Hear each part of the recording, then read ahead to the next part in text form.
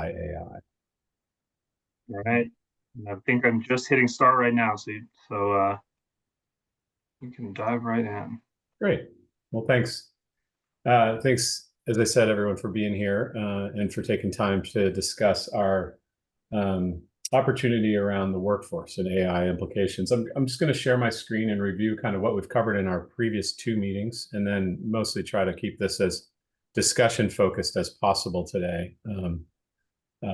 And so give me just a moment to share my screen. Oh, as a reminder, maybe for some and a new introduction for others who maybe weren't with us last meeting, introducing my colleague Lauren Lulofs, who's with us today, and helping us with note-taking and organizing the output of our work. Let's see.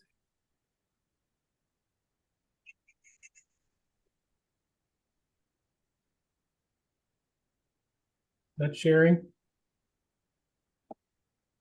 Not seeing it sharing now. Oh, how about now? Perfect. I needed to double click. Okay, so this is our workforce, workforce subgroup, participants listed here at the top. And as you all know, we as part of our broader AI task force, we've arrived before we started at 3 framing questions to guide our work. We're not constrained by these framing questions, but it proved useful in the last meeting to use one of them, specifically number 3, to generate discussion. And so today, the agenda for today is to tackle framing question number 1 as a prompt for our discussion. We have an additional meeting coming up during which we'll tackle number 2. And then we'll try to kind of pull this all together as we rejoin the broader group. Also, for those that were with us last time, this is not new information, but for others, our colleagues who are coordinating the task force and our co-chairs had asked those of us facilitating the subgroups to forego any in-person meetings, specifically because I think collectively everyone's a little concerned about the total amount of time commitment that people have been asked to give to the various group and subgroup meetings. And so you might remember in our first meeting, we had decided as a group that we might want to do a half day together as a culminating experience for our subgroup. But I think appropriately, that presents at least some risk that might be sort of just a little bit too much time to ask of really busy and well-intentioned people. And we also, as a broader AI task force, intend to do in-person meetings when we reconvene late summer, early fall, and start to make our final recommendations for the governor. So we shared that last week. I'll share it again for those of you that maybe couldn't be with us last week, that's a slight modification to our original thinking about how to work as a subgroup, and that will forego that culminating half day, which was going to be at Warren's office. So Warren, I hope that's okay. No harm done, hopefully. You guys are welcome to come to my office anytime. Awesome. Or not. All right, and then just by way of recap, we met for the first time May 14th, and you'll recall we had a very kind of wide-ranging discussion about just the overall theme and opportunity around workforce. The notes that we've summarized here for your benefit as we reviewed the overall framing questions, reflected on our charge, talked a lot about how we wanted to approach our discussions with a goal of building towards some sort of image of the future around workforce, but obviously talking operationally about how to approach that and what are the implications for the state. And then it's been a theme of both discussions so far is making sure that we have kind of representation, the best representation we can, not just from those of us who are here in the conversations, but from members of the workforce themselves. If this is a task force on workforce, getting the voice and the perspectives of workers. We built on that in our second meeting, and we talked a little bit about the survey that our colleagues at the state have out and active in the field right now. And Dan, not to put you on the spot, but Scott in our last meeting shared that you had been encouraged by response rates, and we're going to be building towards a point where you could kind of share any themes or findings from that. I'm not sure if there's any update to add beyond that, if the survey is still open, but maybe you could comment on that. Yeah, the survey closed on I think on Monday, so just a couple of days ago. So we We are in the sort of collating and synthesizing process. I believe the final number we heard was something around 64, 65 different responses. So a pretty robust rate of response that we're excited to dig into some key findings. I don't have anything sort of specific to share other than it's closed, it's locked. We're just now going to get into the synthesis phase and probably avail ourselves of some of the tools we just spent 90 minutes hearing about earlier today. Right, to synthesize it. Oh, at least Laura has a question. Yeah, not so much a question, but at our last meeting, I had said that we would share the information with the state workforce board since we had a meeting on that Friday. We did share it. I don't know if anyone responded. We had one of the board members represents the city of Portland, and her question was about whether or not the survey was available in multiple languages, and unfortunately it wasn't. So at least people looked at it and were aware of it, but I have no idea if anyone actually completed the survey. Is there a reason that has to close Monday, given that we got that to the workforce board only Friday? Like, could you leave it open for another week? I know you've got to synthesize the data at some point, but. Well, I think they had left it open and extra, it was 2 Fridays ago, Yeah, whatever. exactly. The Friday of the week that we met was when the board meeting was, and I think they did leave it open an extra week so that people could respond, Chris. I apologize. I'm sorry, I misunderstood. I thought we had pushed it out. I think originally it was the 15th, and we pushed it out to the 22nd or 23rd of this. So we gave it an extra week and change once following Commissioner Foreman's request and talking to the state workforce board. My mistake. So last meeting, there was a handful of us, I think 4 or 5 as I recall, and one of our colleagues had to leave a little bit early. So we got down to a point where we felt like it would be better to kind of table the discussion until we had a more robust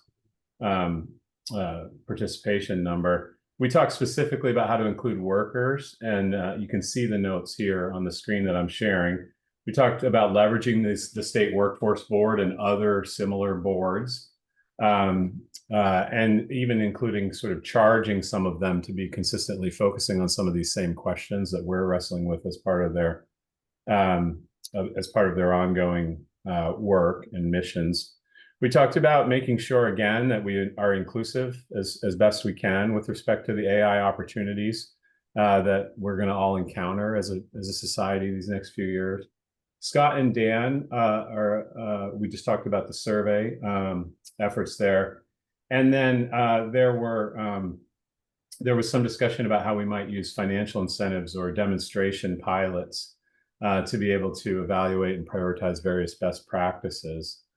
The final notes from last week's, as enterprise level AI governance rules and policies emerge, the state should consider structures and processes that encourage administration to solicit input on procedures and new applications. And then we had an aspect of our discussion touched on feedback loops and communications. And specifically, we talked about GoPIF and similar agencies and how much data, and we just heard a little bit about this in our previous discussion, how much opportunity there are to just sort of aggregate, gather, and learn from the data of every transaction and encounter that these various agencies are navigating day in and day out as they provide service to the people of Maine. And that was, I think, a pretty powerful part of the discussion last week. For those that were with us last week, am I overlooking anything that really stuck with you, Sam or Laura? I think that does a pretty good job of capturing it. I think we had a good discussion. The one thing that I just wanted to flag quickly is just looking at the list of participants in this work group, it does feel again like we're pretty light. I know that was a concern last time, but I just wanted to mention that and, see if, I don't know what's going on with that, but, it's definitely good to get more voices in the conversation. Sam, is there a particular area where you think we're light? No, just I think we have a bigger list of participants than is coming to these meetings. And I know Chris had actually talked about cutting off the meeting last time because we didn't have the full slate of participants. And, I think we're around the same number today. So I just wanted to mention that and see if others had heard about, the other members of the working group. Yeah, one reported in advance that he could not attend owing to just previously scheduled time off. And Representative Sayer is unavailable due to legislative responsibilities today. And Michaela is my assistant, so she's not on the committee. Okay, perfect. Yeah, I was about to jump in. I think this is pulled, it looks like, from the list of invitees on the Outlook. So Michaela, as Warren just said, is sort of a duplicate there, as well as I think Bonnie working for President Dagler in much the same way as does Julia as well. So there's some sort of this is maybe not fully reflective of, this is maybe a slightly artificially inflated list. Yeah, that's helpful. Thank you, Dan. I just wanted to make sure that everybody that was supposed to be here was being included. Yeah. And that's my mistake. I'm sorry about that, everyone. I should have caught that. And also, Dan, Scott, you and Scott are kind of one and the same, one or the other. We're tag teaming a lot of this work. So yeah, that I think should cover it. All right. Well, so going forward, we'll tackle 2 more framing questions in 2 more meetings. And then ahead of our July 9 meeting, I think what I'll do is I'll send a note in advance and really strongly encourage full participation, because it'll be our final scheduled meeting.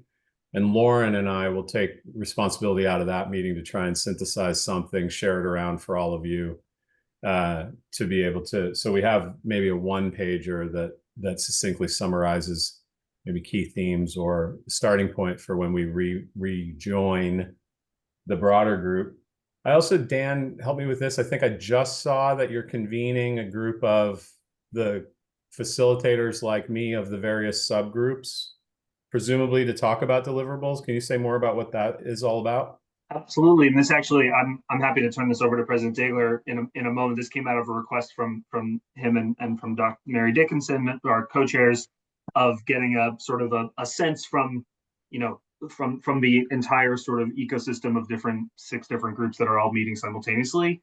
So I think that is coming up in a week and a half, 2 weeks, something along those lines, the first couple of weeks in July.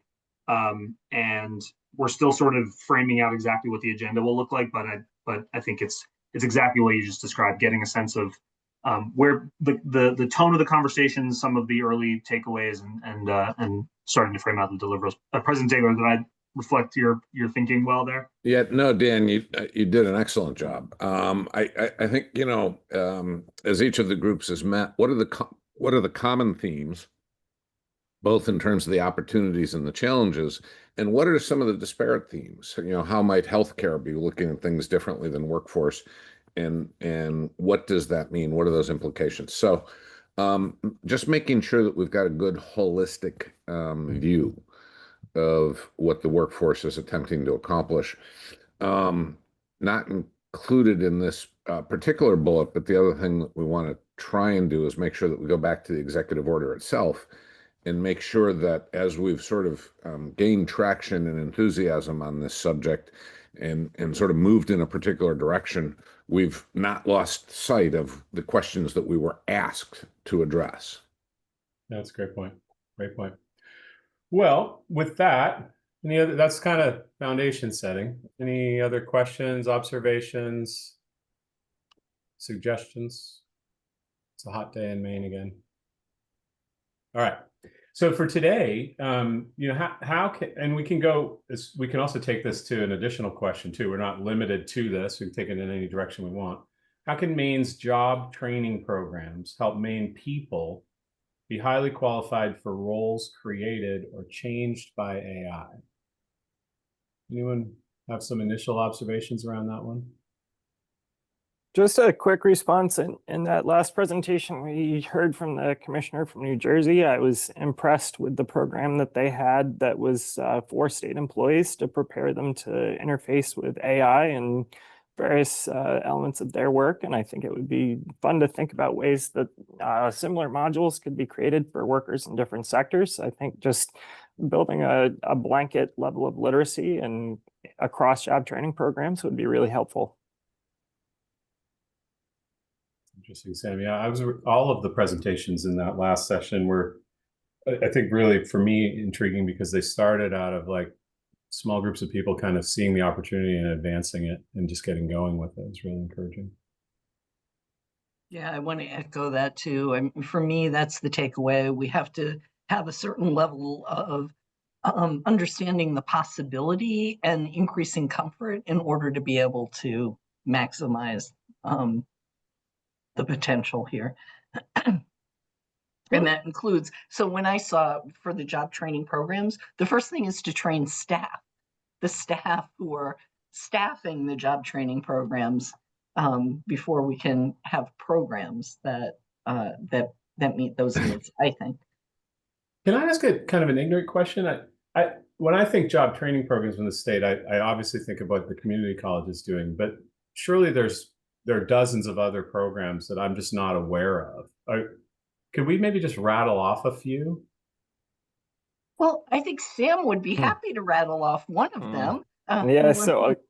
So I run a pre-apprenticeship program for the trades, and registered apprenticeship has really grown thanks to the efforts of Laura's staff. I think that's a really exciting place where we've seen a lot of development. A lot of youth, I think, are starting to consider registered apprenticeships in a variety of fields, from the trades, obviously, as being a typical one, to aquaculture, to education, and others. So I think that's definitely something that the state has done a really good job with, and definitely a place where we can think about how to build literacy with AI.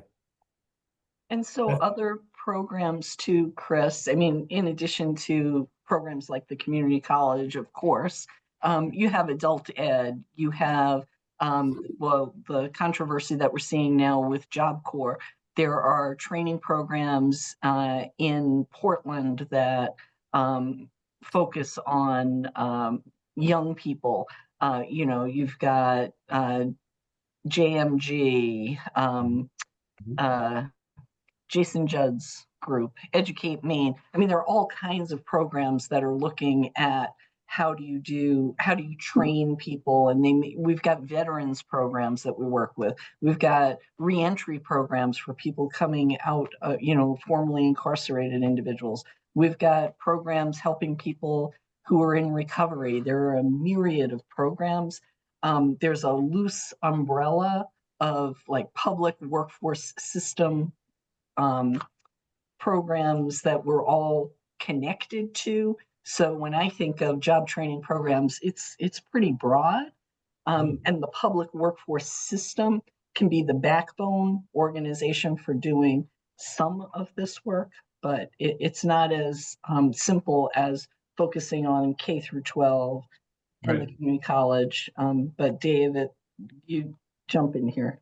So, well, actually, to sort of emphasize what Laura is saying, first of all, when we use the language job training, I think we sort of begin to think of an aspect that might be different than what's happening at a traditional university or someplace like that.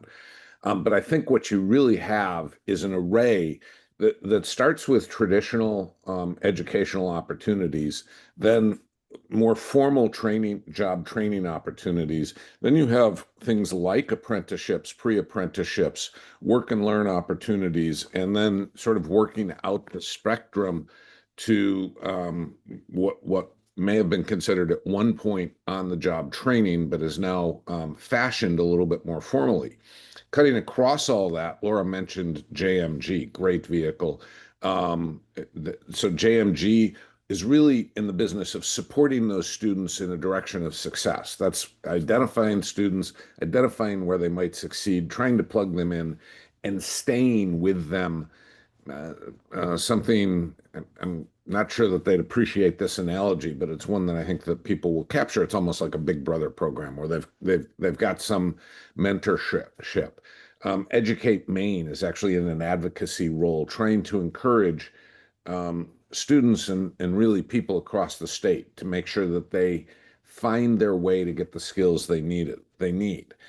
And I think sort of understanding the topography that Laura's just described is important in also sort of trying to understand the edges of what an AI revolution might look like. So I think that there will be some application for a program that supports artificial intelligence, the development of artificial intelligence, a different program that supports people coming into an AI world where they're going to work. But I think the more practical and widespread application is how are we integrating that into our training and education? How are we adapting? Because we're not going to sort of, punch out on Friday and then come in on Monday, check in, and all of a sudden now it's all AI. This is going to be a gradual continuum that's going to take place like so many others that we've been through. And frankly, some tools that we've been using that we never called AI before, like going from, what was that map software that you used to check and then you'd print it out? MapQuest. Right. Like going from MapQuest to, punching in your location on your phone and actually having it come up and pop up in your calendar, dot it, and off you go. So there's this gradual transformation that takes place. And the challenge for educators, and here I mean, the folks that are in workforce training, in apprenticeship programming, and in university education, the challenge for education is actually moving that at pace. We're not this is a two-sided statement. We're not the best at sort of making change. We have faculty governance committees. We have all of these things that sort of inhibit change. The other side of that is we've got to find a way to get much better, much faster. But I think that when we're talking about, sort of training for AI, it's less about a thing, although some of what Ryan mentioned today is really just getting people comfortable with the tools, and that may be a thing. But then building out those resources so that when we're take an example off of our shelf, when we're teaching plumbers how to plumb, we're integrating AI technologies that those plumbers are going to face as they enter the household, as they enter the commercial application that they're going into. So, because it's going to be widespread, and it's going to be different for almost every person that's using the tool. But I bet that each one of us is using some form of AI today that we've adapted into our work. Actually, I have a hysterical story, but I'll save that for the end. I was going to ask David and Laura, is there, when you set the agenda for these various programs in the community college and elsewhere, to what degree do you incorporate, like, I think these are growing job categories, or I think these are categories that are particularly in need in Maine, or these are job categories that might be at risk for AI, so maybe we'll de-emphasize them, or how much of it is sort of just being responsive to what the individuals on the other side actually want to study and prepare for? Like, how does it work in terms of like what you sort of recommend and push versus not? So for the Department of Labor, all of our, so we don't actually do training. What we do is we help people identify what the opportunities are and where they want to go, and then we support through, support services, childcare, transportation, books, tuition, things like that. And as we work with people, we provide labor market information to them. But if you're getting direct assistance from us, it has to be in high wage, high demand jobs, and we are very data driven. So I don't know if that's really answering your question or not, Warren, but that's what we do. We have to look at the data and we have to have outcomes and for us, the outcomes are wages, and they have to be increases in wages. So but again, we don't actually do training. We provide the information to people so that they can make some choices about where they want to go, but it's based on information of, and our Center for Workforce Research and Information has to produce publications every year about high wage, in-demand jobs, as well as where there are job gaps. The drawback of that, though, is that we can do some analysis, but a lot of what we do is based on looking backward and saying this is what we're projecting. So if you have a disruptive technology, that's not going to show up in our data, but we still think that that data is, you know, as good as, it's the best that we have, and it's pretty solid. Got it. So, so first of all, sort of leveraging Laura's last point, we do look at data. We subscribe to specialized databases. We look at trending in a variety of different ways. One of the more recent trends is job categories that no longer require a degree. What hiring managers are saying they require, and where degrees or certain credentials are essential. But a little bit, Warren, to answer this honestly, reflect on a quick story. My daughter it was a few years ago, and she was a aspiring gymnast and with a college coach. And my wife said, "So how does this work?" It was our first experience. She's our oldest kid, and the coach said, "Well, what are you asking me? Are you telling me what the rules are, or are you telling me how it works?" And so the rules are, in terms of building a program, presenting it to the board and stuff like that, we have all of that data analysis. We're forward looking. We are definitely looking. We're marshaling our resources into higher wage opportunities because we don't have enough resources to meet all of the opportunities that are out there. On the other side, we have in fact sometimes built programs where there was a projected demand. But there's no particular interest, and that makes running a tuition-driven institution very challenging. In the real world, and this is true on both sides of our house, what I'll refer to as our workforce development side of our house, which is more short-term training. And in that case, we are working directly with employers. We're not necessarily building a curriculum and trying to get employers to buy the curriculum or people to come into the curriculum. We're working with employers and saying, what do you need right now? In the defense industry, what we're working on is, okay, what are the universal skills that you need? How can we package those? And then what are the skills that you need for a specific employer? And how can we mount that on top in something that we'd call a stackable credential? And we move that in real time. In that very example, we're in conversations with one of Maine's larger employers who's saying, you know, that curriculum isn't working for us. And, you know, some of my folks are saying, what's wrong with the curriculum? We built that for you 15 years ago and it worked then. Why has it changed? Well, guess what? The workplace has changed and they need something different. Working with a different employer on career ladder opportunities, an employer that never would have thought about taking a CNA and figuring out how they could plug them into a nursing degree is now looking at their own workforce and trying to figure out how they can mount them up. So it is now about being more responsive to the employer. On the degree-bound side, we still have accreditation requirements. We still have to do all those data reviews, but increasingly we're relying on our advisory committees and the groups of employers that are hiring our students, saying, what do you need? What's changing? And where is your demand going? Where do you see demand falling off as you see other technologies advancing? And it's the employers who increasingly in this workplace are driving curriculum change.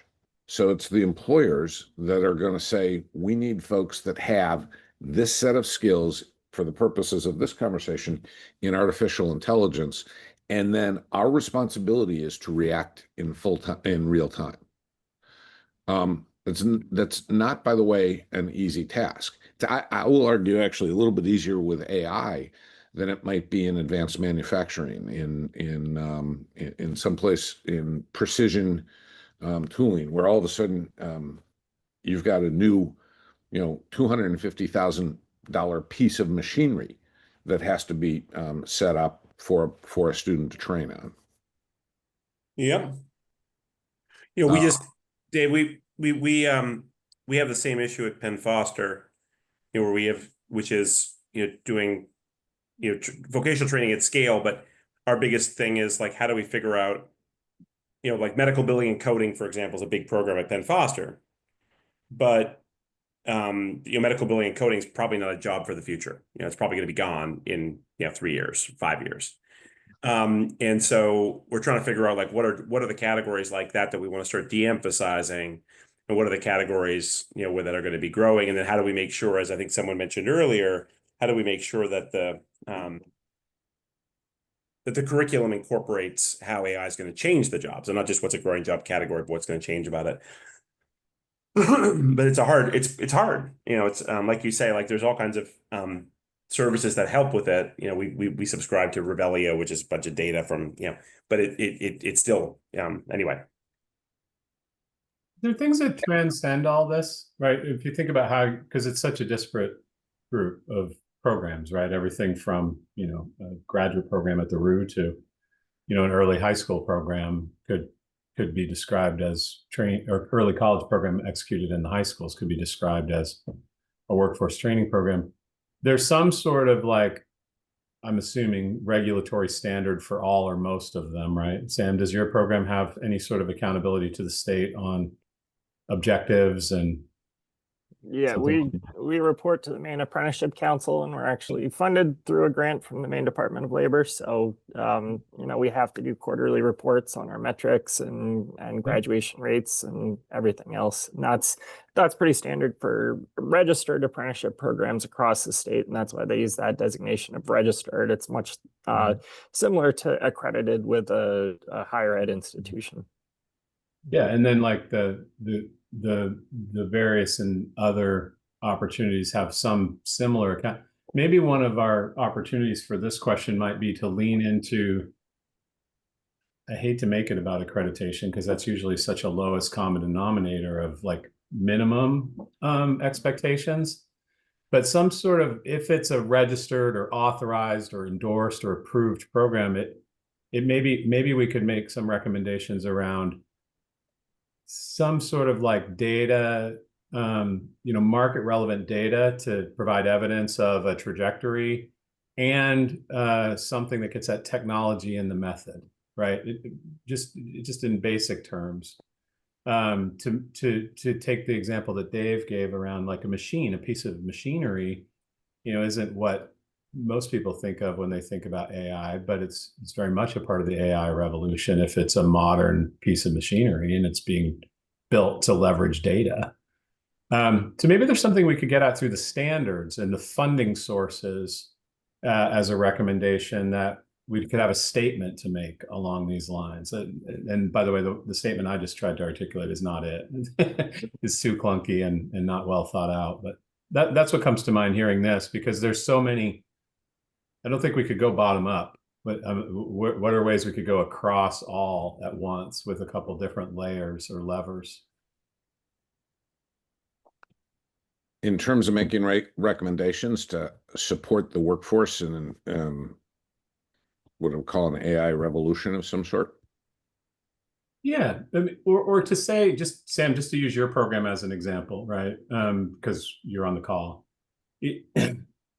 In order to continue to maintain registered status and funding, we could introduce, we being the state, could introduce certain expectations on your program and others along the lines of what our macro charge is to sort of prepare.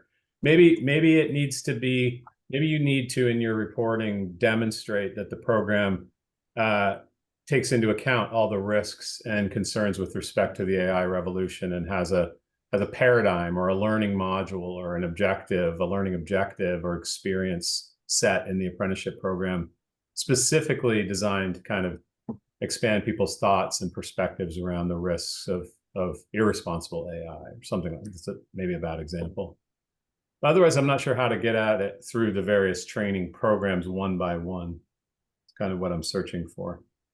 I think it would be hard to come up with a one-size-fits-all model for that. I mean, as I think about how I would try to implement that in a pre-apprenticeship program for a variety of trades that already has a really full curriculum that we try to pack into 4.5 weeks for people that need to get through a job training program and out to work quickly, there's not a lot of wiggle room to add components, which is not to say that that's not a issue that we should prioritize, but I do think if you were to look across the board, it would be hard to create a template that would work for the variety of different programs that are out there. But in that vein, as I've been thinking about it, I mean, I think we should work closely with the education subgroup on this to think about, whether there's a requirement in high schools to really dig into this, to dig into AI and to develop some basic literacy so that all Maine high school graduates are entering programs, regardless of what they are, with that basic level of literacy. I've been thinking a lot about this because I've seen, I enjoy using various AI tools myself and find, as somebody who has a lot of training as a researcher, that I can use them to really advance my work quickly and help me out in a number of different ways. But I've also seen a lot of what I consider to be pretty lazy uses of AI that basically are just irresponsible because, people are punching something into ChatGPT and they're not checking it. They're just copying and pasting it into an email. And I think it's really important for folks across the board, regardless of what they're going into, to have a sense of why there are some issues with that and why they can't just trust what they're getting, why they need to dig into sources and understand the need to look into where AI is synthesizing data from. I think, that's something that would have been good to have even before AI, to have people really look into their sources and have greater literacy about information. But I think it would be really interesting to think about what a general information literacy initiative would look like in conjunction with AI. Yep. Hi, Julia. We're talking about how Maine's job training programs can help Maine people be highly qualified for roles created or changed by AI. And what we've covered so far is kind of getting a level set on what are the wide variety of such training programs that exist in the state. And we were just talking about how those programs effectively sort of determine what they'll do, and if there are ways in the data and or learning objectives to kind of answer this question, but maybe not is the answer I've concluded so far. Thank you. The other thought that came to mind as we were talking initially is just the coaching and the personalization of all of this. And maybe this gets at what Sam just described as there isn't a one size fits all. But one of the things that seems to be among the most powerful uses of emerging AI technologies is to be able to have kind of a thought partner or a coach. So maybe we could think about it from the perspective of participants in these programs and program providers being able to embrace or leverage AI for the purposes of advising participants. We saw a version of that in the last session, right? The California Coding Office is advising through that technology better applications in the first place. And so what might it mean, if alongside, the registration status in your program, Sam, you also were asked to, or if not you, maybe in Laura's group, there's a concurrent AI chatbot that's leveraging some of the jobs data that Warren described, a thought partner. I think I'm interested in this field as my next opportunity, maybe some validation pulling from labor market data that's actually a good choice right now, as opposed to not such a great choice, and being able to leverage databases and technologies for interaction might be a way to kind of put us also ahead of the curve in terms of innovation in the state. There's a service called Future Fit that, full disclosure, I'm a very small investor in, but I know the founder. He's a great guy. they do something like what you just described, Chris. They try to help recommend jobs for people based on their history, so whatever they've done historically, but also where there's likely to be demand and how AI sort of informs that. And they often partner with with workforce boards in various different states. I don't know if you've met them, Laura, but the individual involved is the leader of the company is a really, really smart guy named Hamoon. And anyway, I could certainly introduce him. But he basically, their service is this. It's called Future Fit for a reason, which is that they try to help people who are in the midst of a job transition get a lot, future proof their careers effectively. So it's kind of timely. So maybe that in a K-12 environment in job transitions, every time I interact for state services and support, I have my own future fit coach or agent to kind of advise me. And part of the recommendation set could, just as I just learned about 3 new programs I didn't know existed in the last 30 minutes. Part of it might be also, well, you should take a look at Sam's apprenticeship program or Laura's, XYZ program. And it could be also cascading the information and awareness in a broader way. And that might be part of the incentive you could offer a provider that, if you're willing to embrace this notion of sort of leveraging the AI, will also help make sure that all participants are aware of your programs. Well, to your point, Chris, I actually think that this idea of almost like a training marketplace where people can very easily figure out what's available. Maybe some version of that already exists, but there's actually another service called Bendable, and I actually think they might be in the. Bendable, Laura? Yeah. Anyway, that tries to help people, and one of the reasons why I know Bendable is because I know one of the founders, but I also Penn Foster is on it as an option. But sort of what are the local services that are available to you, and then what are the what would you recommend depending on what you're trying to do, and then in addition, if you're thinking about job transition, how can you think about that in a thoughtful way, given your background, your interests, and also the emerging technologies and how they're going to change workforce demand. So I think one part of our recommendation coming out on this particular topic could be that we introduce some of these folks into the system, and people can figure out there's probably a bunch of services that do some version of this, so it doesn't have to be these companies, but services like that. What do others think about this? I think I'm intrigued by it. One thing that I've experienced as I've transitioned from working in higher ed to working in workforce development is just how much there is to learn and how much complexity there is in the workforce development world.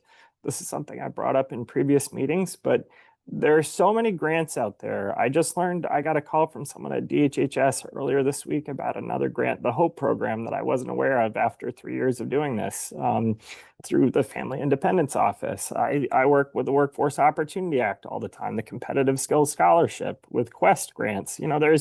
There's a ton of stuff out there. And quite frankly, my experience with those programs is that I introduce our students to them, but they find it overwhelming. They can't keep track of all the acronyms and all the different agencies that are providing funds. So in many cases, they give up. Now, in some cases, we're able to connect them with a case manager who can help them navigate those different systems. If they have a good case manager, they stick with it. If they have somebody that's overwhelmed and doesn't have the bandwidth to help them get through those various processes that they need to navigate to get those supports, they again just kind of give up. So if there was a way to simplify that and give everybody a mentor, I would be very open to that. I think it could be really useful. Or when I say a mentor, like a AI tool that would support them and maybe make it easier to navigate that. Because my experience has been that even the case managers can't keep track of all of the different supports that are out there. Which says something. Maybe we should simplify that in the process. But I do think there's some potential there to really streamline things. Can I just make a quick observation, just tying it back to our previous meeting that most of the folks on this call were on earlier this afternoon, and just thinking how similar, Sam, what you just described is to what Jay was describing for attracting businesses using the myriad labyrinth of different business incentive programs into the community that he works for, and how similar the sort of technology is there of taking this these interconnected and siloed and quite different sort of opportunities, and punching in what it is you're looking for and coming out with the sort of best package that fits your situation. I think it sounds, I just wanted to observe how the sort of through line there of some of what we were talking about earlier on today, of taking something very complicated and hopefully making it a lot easier for the end user by filtering through some of these technologies. And Sam, I just want to say that of all the programs you listed, the only one that is not through the Department of Labor is HOPE, and we work very closely with them. So I'm embarrassed that it's been so challenging for you, because the goal of the public workforce system is to have like one-stop shopping, and you should be able to get that. And I think, Dan, following up on your point, I know Julio's been involved in this, but the State Workforce Board is developing a WorkSource Maine portal that will hopefully make it better, but they're not using AI because we have not been allowed to use AI to this point as a state. So I think that that's one of the biggest challenges, is we've recognized that this is where we're trying to head.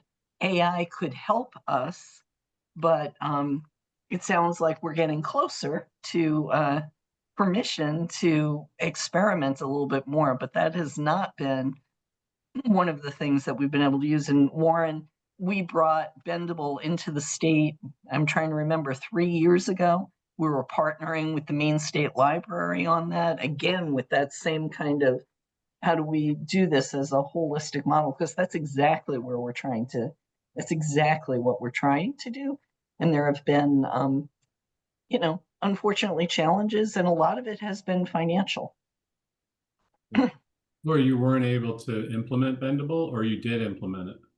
We did a pilot project. I don't know, Julia, you were involved in that too, I think. We did a pilot with the library, but we could, and built up a program here, but we're not able to sustain it moving forward, which was unfortunate.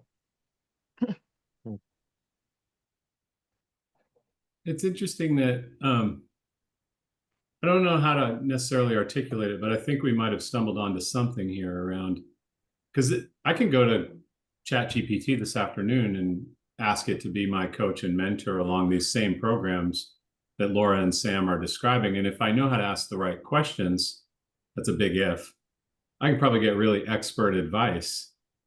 But if I'm participating as a citizen through a state agency asking for help and guidance and services, I'm sure one is both are equally helpful in their own way, but how could we bring these together? And to your first point, Laura, and the very first thing you said, if we could bring them together in some way, either by just leveraging basic tools like ChatGPT or Claude, or more targeted tools like the startups and other companies that Warren has described, we can also educate all of our various caseworkers and coaches and support team members who are trying to help members of the public through these things too. Because I think the difference between the fantastic mentor and the one that's a little less so is probably just ease of her or his own access to the same information and command of it all, right? Everybody's trying to be the best support mentor they can possibly be. So the technology could improve the productivity, make life easier for the people who work for the state trying to do and fulfill the mission that you just described, and educate people about the power of these tools, together, right? Using the tools together to develop a roadmap for workforce training and transition, for example. But as you just said, Laura, that would require a charge, a mandate, in a budget to really make it happen. Laura, did you say that Bendable got cut because there wasn't funding? And where was the funding coming from originally? Oh, good question, Warren. I'm trying to remember. That was where- an MJRP commissioner, I think. Mhm, Mhm. yeah. It's in a long list, Warren. Yeah. Yeah. I mean, I don't know if it's in the purview of our group to think about funding. I suppose we have to be constrained by reality, though. But I do think that I mean, in some level, I think part of the recommendation here is sort of fight AI with AI. You try to use AI and emerging services to make sure that our programs are as aligned as possible with what companies and workers are going to need.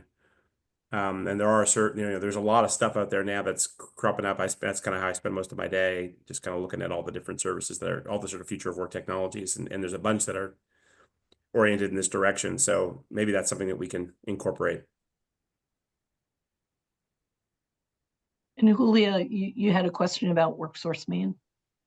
Or No, I just wanted to bring up WorkSource Maine and just kind of highlighting both the opportunity and the sort of limitations that it has due to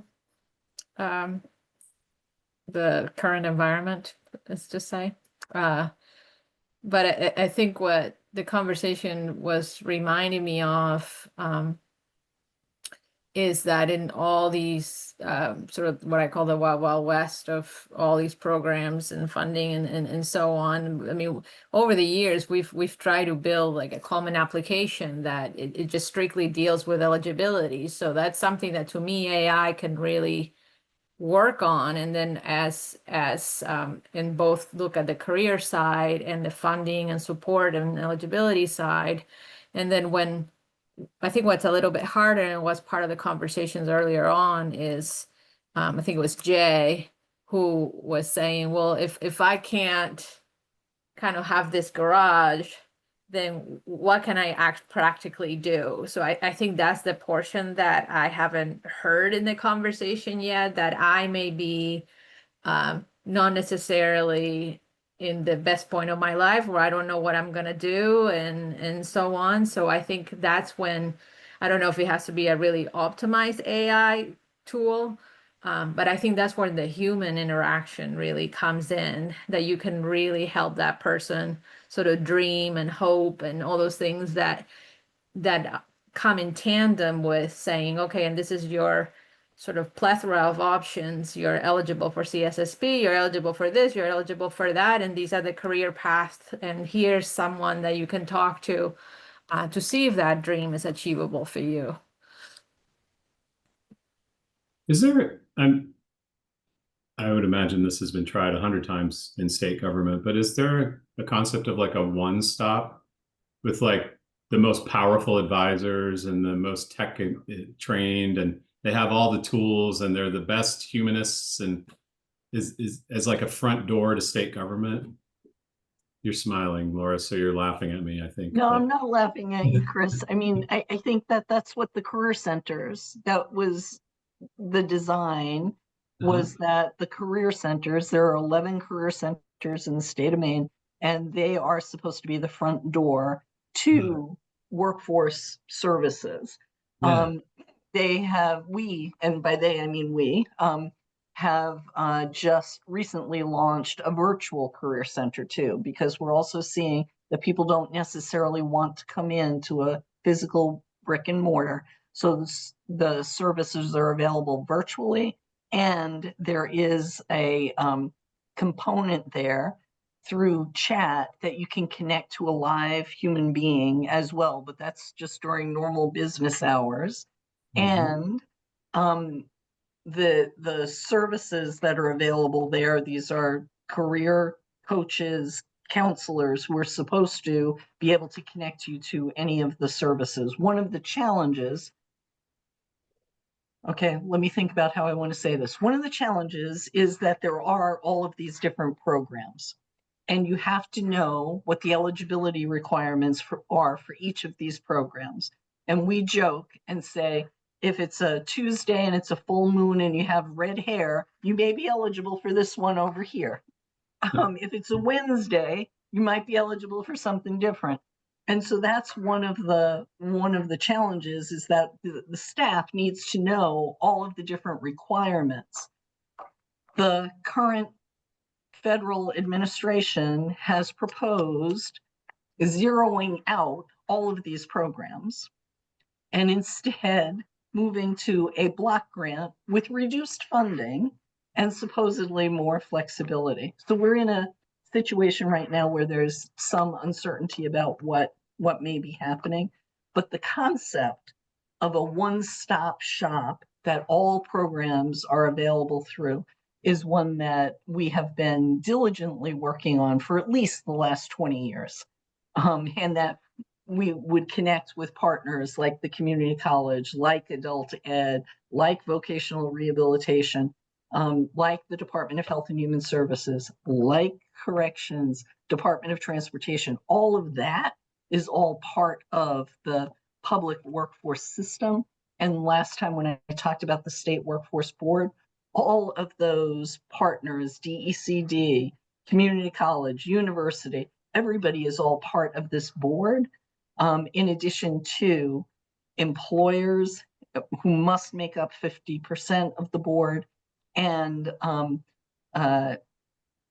worker organizations as well. So there are unions involved. So yeah, that's the concept. We've all been diligently working to turn it from a good idea into a reality. And perhaps now with the added resource of AI, maybe we'll be able to get closer to that. But what if one of our recommendations was, you said there's 11 of them? Yeah. What if one of our recommendations is to make these 11 centers the state-of-the-art, most modern sort of workforce development centers in the country by investing heavily in emerging technologies. And in fact, each of the 11 could be its own demonstration site for a different flavor of a couple of the companies we've just talked about, right? You know, maybe this one is the demonstration site to go deep on, forgive me, Warren, I forgot the company names, but the two companies you just mentioned. Another one might be, or half of them might be demonstration sites to kind of put and I'm not sure I'm using the term correctly, the mentors or the case managers to invest heavily in their own training and development and build technology alongside of them so they can deal with what you just described about sort of knowing eligibility and what have you. And we kind of take these 11 things and pour a ton of resource and energy and focus and experimentation and innovation around them because they're the gateway to everything else. That could be a recommendation. Whether, you know, the governor or the legislator wants to fund it and make it happen, obviously, is the most important question. But I don't think if we don't start with big, audacious things like that, you know, then our recommendations are all going to feel pretty flat anyway. Scott was smirking at me though, so I must have touched a nerve on how government really works. Oh, it is only the timing of the legislature and the budget process that is making me smirk, and knowing how challenging it has been. But I really appreciate, Chris, that you keep us ambitious here.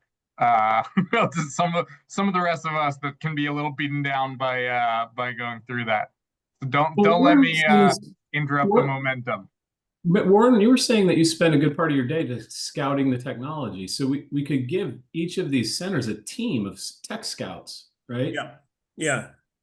I do. I mean, I do, and I've got Scott knows Uday, but this is we've got a few folks that do that with me. So this is kind of my favorite topic. So plus each of them, you could say better than me, Warren, they're not going to lead with, you know, they want a deep discount for the opportunity, but they all need design partners and they all need a way to be challenged and pushed. And that has value that can drive the cost down.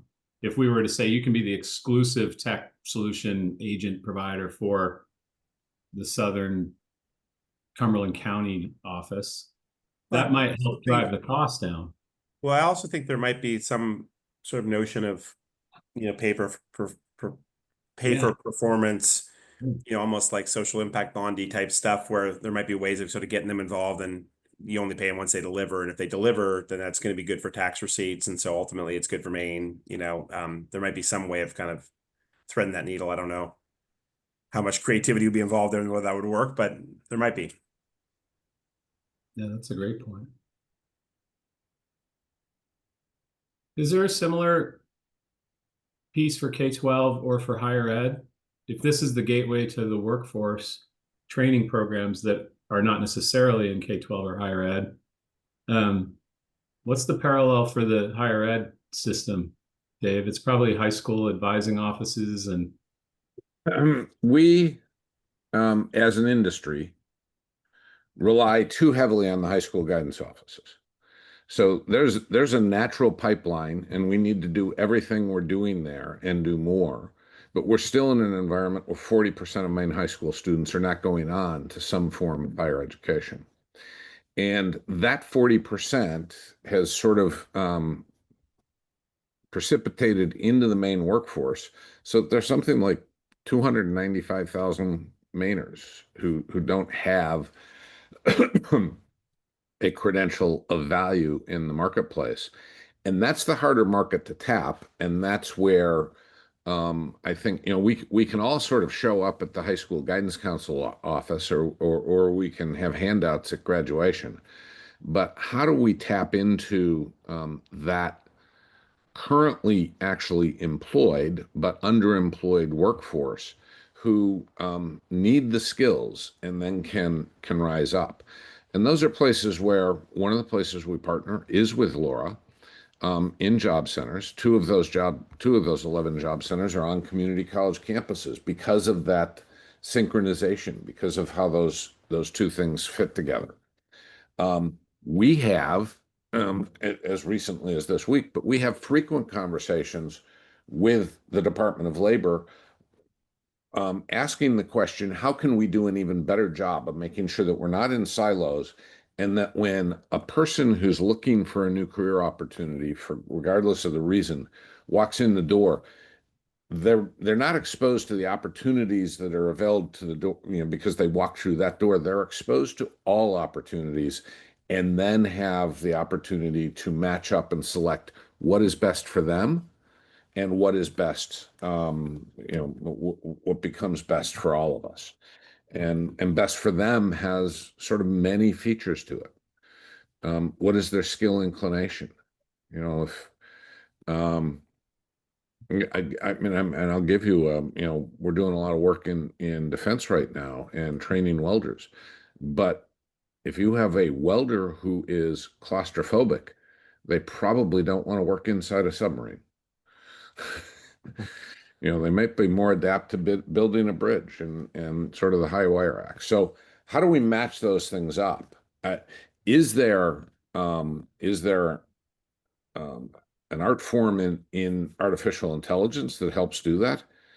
I think there probably is, because what we're really talking about is information used as an entry point education to help a person decide where they want to pursue a career. Well, it's interesting, Dave, that you mentioned that there's a service called that we invested in at Penn Foster. It's called So Can You, SOKANU. That does what it does is it basically has like a 2 million something odd database of people who've put in their psychographic profiles, so like what they like to do, and then also what they've done for jobs, and then how happy they were in the various jobs.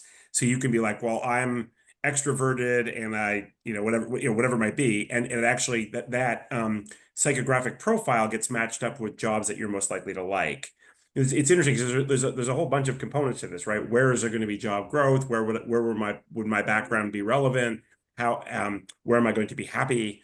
What's the sort of economic trade-offs if I do training? How much money could I make? There's like a bunch of different things, and I think it's really hard to navigate. I mean, heck, it's really hard to navigate even if you're working at the career office at a big university.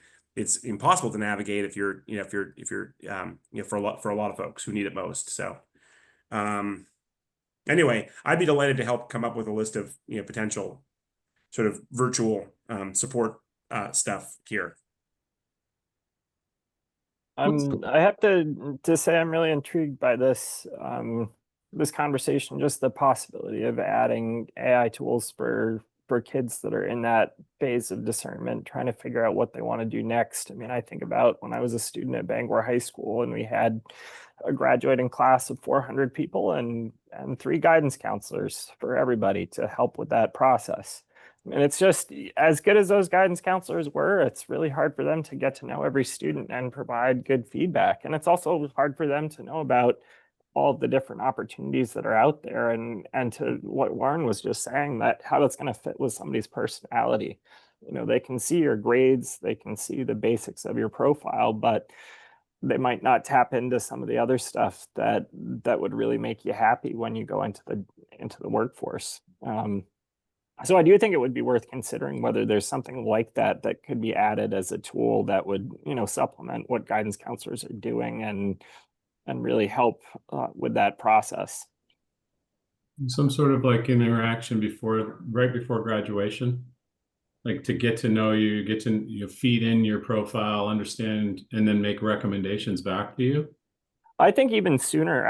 I find with, you know, with high schoolers especially, you know, and they talk about this with aspirations. If you want to get on the college track, you need to be thinking about that in your first year. If you want to get into a trade, it's great to have a certain set of experiences, you know, pretty early as well, and get some vocational training. So I think starting it sooner and really, you know, soliciting input from students at a young age about the kinds of things that they're interested in, the kinds of things they're looking for in a job, I think that could be really helpful and help people find a better fit for them that'll make them happier and more fulfilled in their work.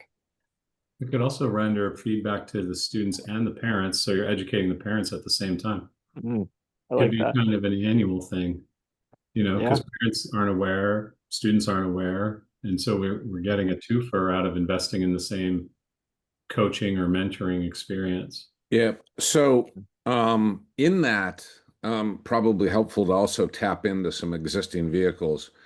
Laura, I know you're familiar, but Julia, you might be even more familiar with the career academies, the sort of aspiration-driven vehicles that have been stepped up in the last couple of years in integrating work in those opportunities as opposed to creating something new.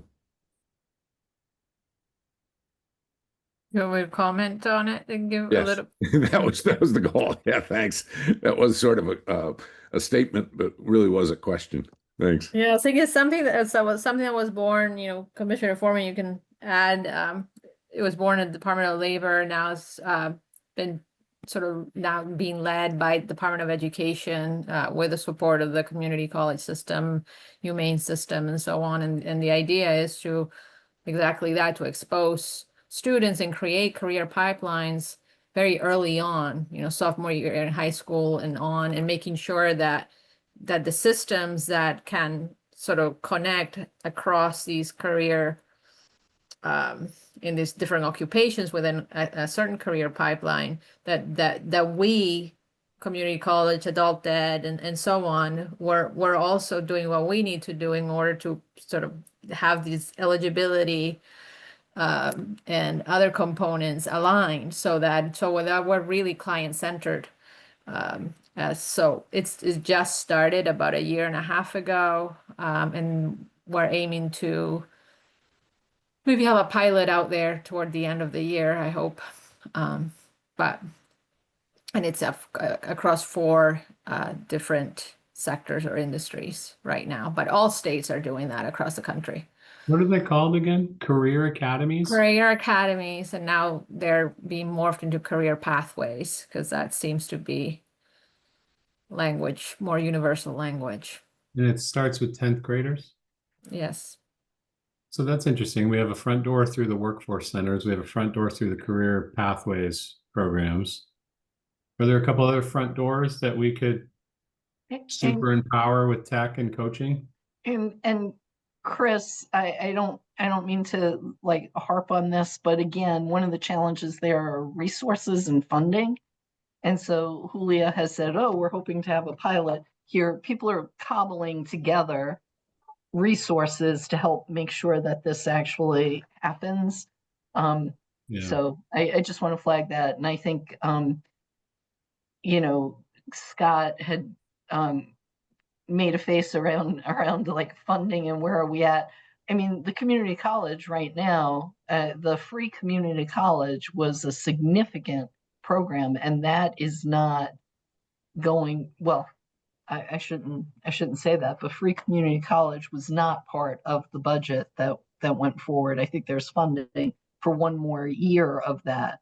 So there's a piece that it's not that there aren't these brilliant ideas or that some of these brilliant ideas haven't been tried, but it's how do you have a combination of the resources that are necessary to keep things moving forward, and then how do we insert AI into some of these programs? But I don't want to speak for community I college. totally understand that, but at the same, take free community college as an example. It was one of the most exciting and effective initiatives in the last 4 years, and something captured sort of the moment and the imagination of the funding gatekeepers that enabled it to happen for 4 or 5 years. It happened to also be partly pandemic driven. I get it. But I mean, that's what the governor and others get paid to do, is figure out how to implement these things. You know, it's our job to really make the bold recommendations and then try to help win the arguments. And maybe with the AI revolution and all the daily onslaught of media attention, you know, that's going to resonate from a funding perspective if we can package the vision in a compelling enough way. I realize I'm purposely being ignorant now, but but I don't think we should constrain ourselves around the funding, I guess is what I'm saying. Otherwise, we'll end up with a lot of kind of middle of the road ideas, and that's not going to change the game for our kids, you know. Chris, I think I like your sort of mapping idea of kind of understanding where sort of the ports of entry are across the system, but without forgetting, I think as President Dagler mentioned, sort of that 40% or international trained professionals that are sort of not in any of these ports of entry. And how do we approach this with an equitable mindset to make sure that no one gets left behind in this sort of AI revolution when we have such a tight labor market here in Maine? Sorry, go ahead, Chris. What does everyone have in common in that 40%? The only thing I can think of is they pay taxes. So is there a financial way to sort of get them involved? Could that be a door? But is there something in the 40% that's a common experience among them that we could leverage?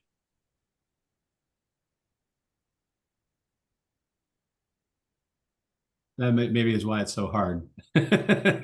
Sorry, Sam, I shouldn't have interrupted. Go ahead. No worries. I was just going to say to Yulia's point, you know, if there was a way to get people through credential, you know, to the to foreign workers or people coming from outside of the country, I mean, if there was a way to get them through the credentialing process to get their skills recognized more quickly, I mean, that would be a great addition, because I know that holds a lot of very qualified people that we have in the state up. Just the fact that it takes a very long time to get their credentials transferred and recognized. Obviously, it's not always a one-to-one transfer, but if there was a way to figure out where the gaps are in the credentials that they have and fill them with existing programs, I think that would really add a lot to our workforce. That's a new front door, maybe the credentialing opportunity, right? Apply for validation and credentialing of your workforce skills. A credential of value that might get 10% of them engaged. We could also pay them. I mean, this is maybe a ridiculous idea, but here's $1,000 to raise your hand and engage in this process, or $2,000 to raise your hand and engage in this process, because that would help us direct them down next step paths. And using a financial incentive might be a way to also get at equity, you know, in a creative. And I'm sure at least half of our elected representatives would laugh me out of the room on the pay them idea, but it's worth considering. Yeah, I do think as we've been having this conversation about all the points of entry into career exploration, I think about, a big challenge is just getting people to walk through them. I mean, there's a lot of great opportunities with the Department of Labor, a lot of great grants. It's not that you don't have great programs and great supports out there. It's just getting people to actually follow through and do what they need to do to take advantage of them. So figuring out ways on that end of this to incentivize and facilitate, I think is going to be really an important piece if we're going to invest in expanding the opportunities.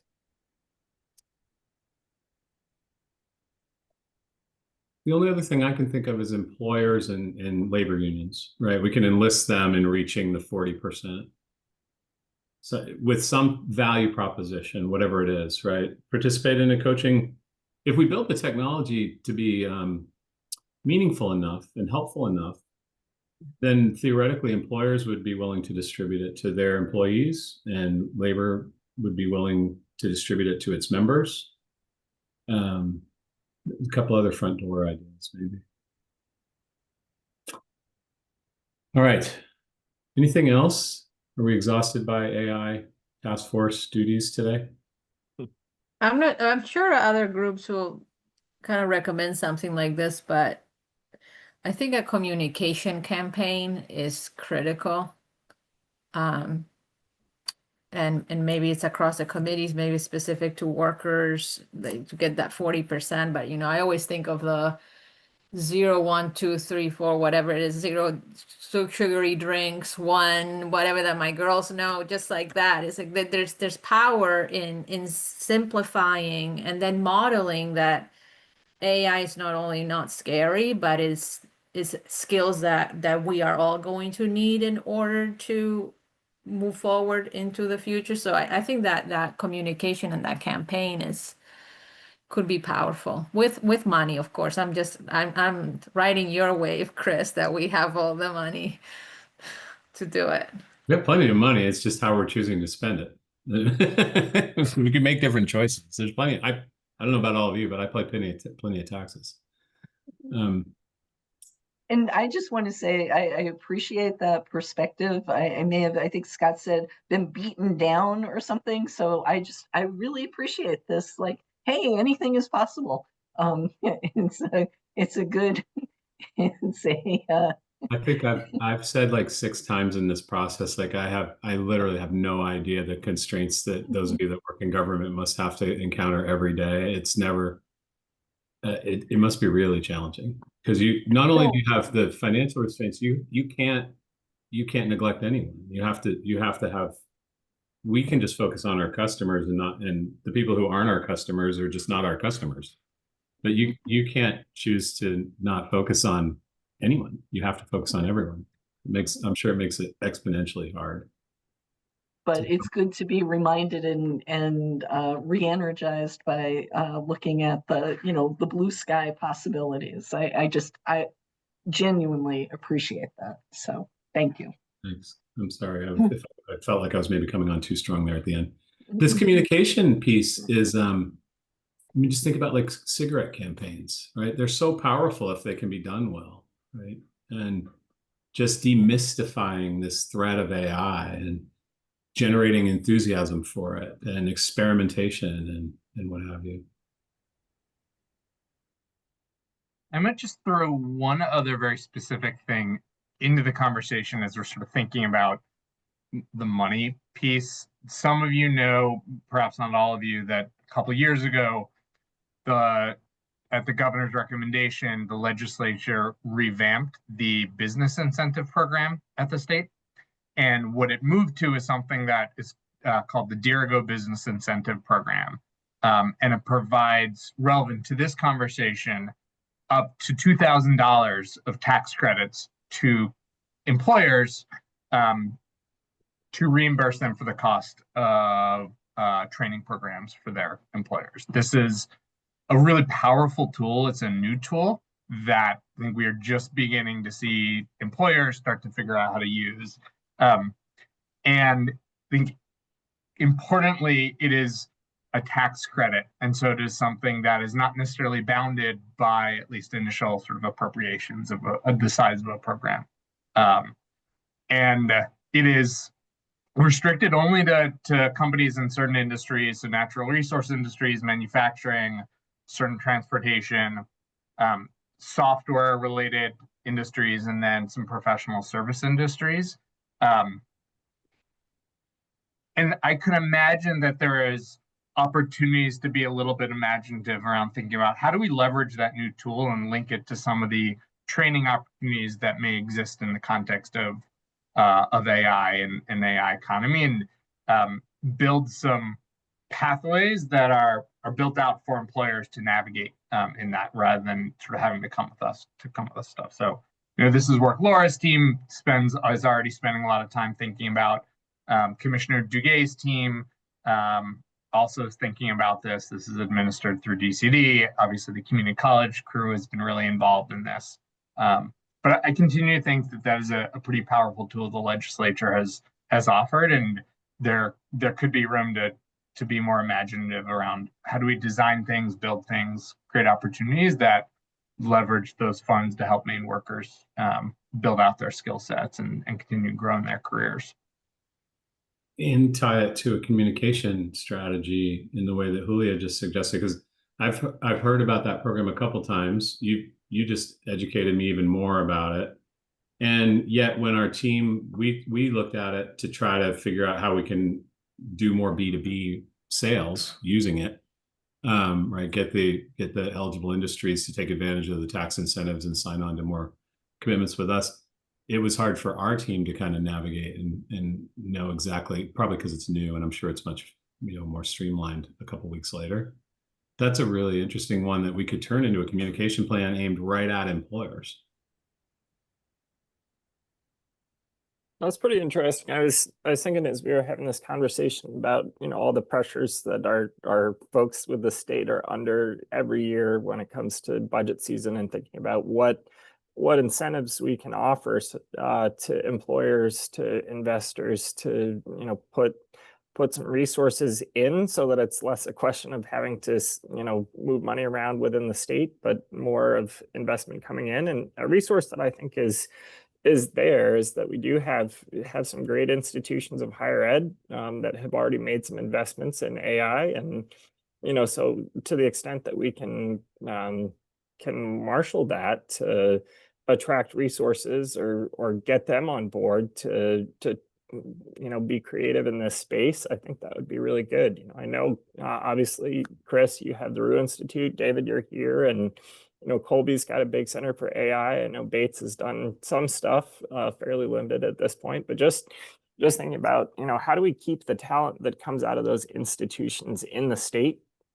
That's always been something that I've thought about, having been involved with those different institutions.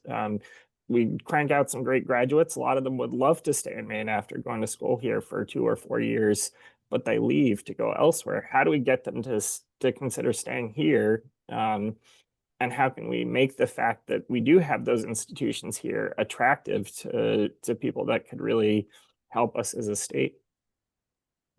That's a great point, Sam. Laura, just inspired by that comment, one of the things that we do for our students that they benefit tremendously from is we connect them to projects and experiences, and we don't charge for that service.